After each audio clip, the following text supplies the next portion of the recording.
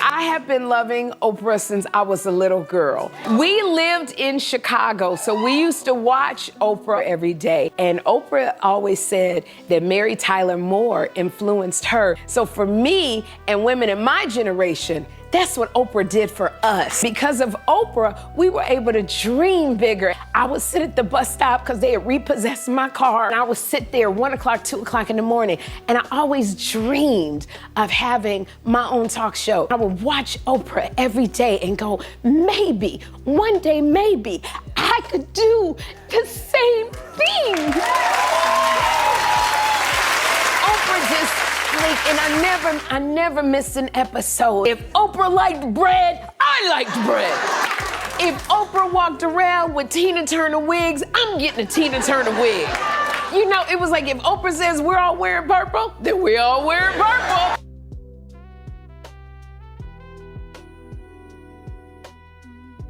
But for me, I'm telling you, if I didn't have that dream of being the New York real estate queen, I would have never gotten there. For me, I needed a concrete goal that I could measure, that I could run toward and make my dream come true.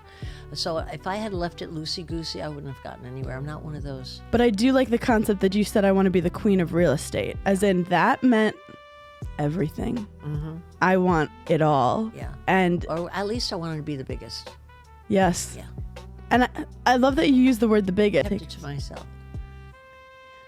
Yeah. But I had it in my head. Do you believe in manifesting? Again, like your LA?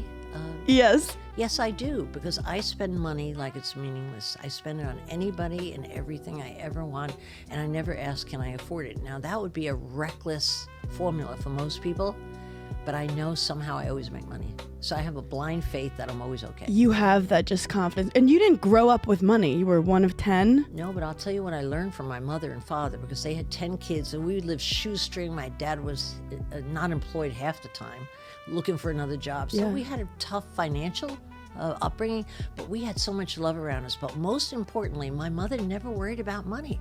I remember one time I was at the Corcoran group. We had a terrible 19% interest rates. That's why I can't complain about today's interest rates. It's like, you gotta be kidding. That's nothing. Okay. But Back in my day. But I was going out of business, and my mother happened to call me on a Sunday night, and she said, you don't sound like yourself. You sound worried. I said, well, actually, I have a sales meeting tomorrow. I'm going to announce I'm going out of business.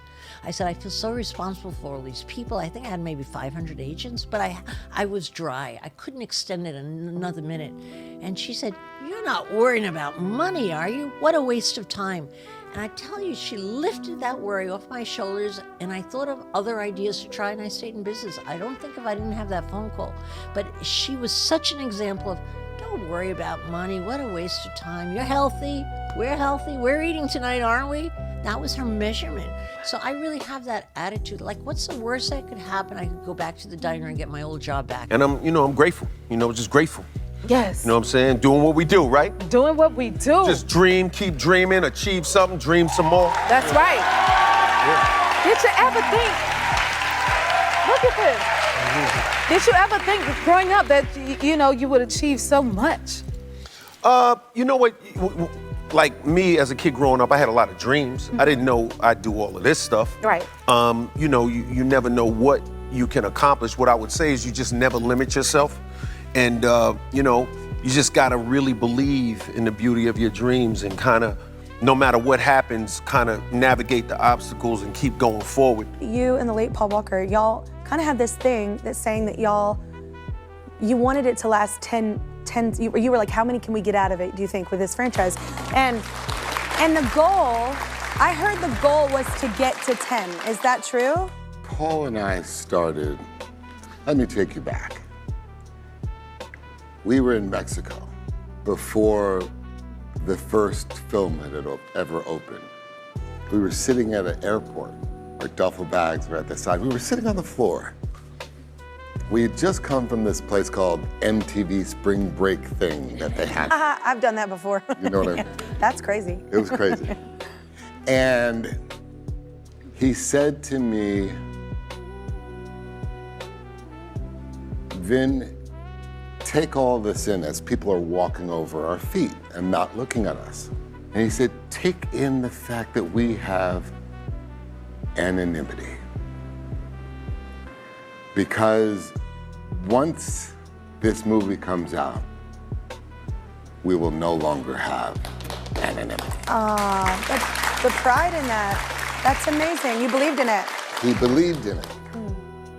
He believed in it, and he would always say, whenever we would go to a premiere around the world, whenever I would exit the theater, it would only be him and I. No other directors, writers, producers, studio, cast, nobody. It would just have to be him and I. And he'd always whisper in my ear and say, then the best one's still in the can. And we were doing an interview in London, and they asked him, we had just done 6, and they said, is there gonna be another one? And he said, then is there gonna be any more? Is there gonna be a 7, an 8, and a 9? And I said, the question isn't, is it 7, I'm gonna confuse you, 7, 8, 9, is it 7, 8, 9, 10? And when I said 10, he looked at me and said, if we ever got to 10, we would do something no one's ever done in cinematic history. And that 10 is coming. So it's incredible that, like, I know he was there in spirit and in heart, but he wasn't able to be there for this 10, but it's incredible to know that, you know, whatever you believe in, he's looking down going, damn, they did it. They made it to 10. That's incredible. I didn't plan things out, plan my future, plan my life. It's like I'm playing dollhouse in my head. You know, like when you play with your dolls? Yeah, I get it. And you make a scenario, not a scenario, or like you build your home and this and your that. Yeah, like a little universe or world. Like a little universe. I'm always planning a universe in my head, and it's just, sometimes people say that I have like an interesting look, like if I'm spaced out. I'm not spaced out. I'm deep in my universe and planning 5 years ahead. Wow. So you're dreaming, planning, visioning. Mm-hmm. You do these different workers, different yous in your head have different names or personalities, or no, it's just... No, it's not really no different personalities. It's just straight planning tomorrow, straight planning for 5 years, straight imagining what I want. Wow. And it's crazy because it's like everything that I planned for since I was 5 and dreamed of, I really gotten it. Wow. Even when I was like younger, I used to look at my mom and I used to be like, I want to be so pretty and beautiful like her. And I grew up to be the pretty, beautiful woman that she is, but I also wanted like to be very successful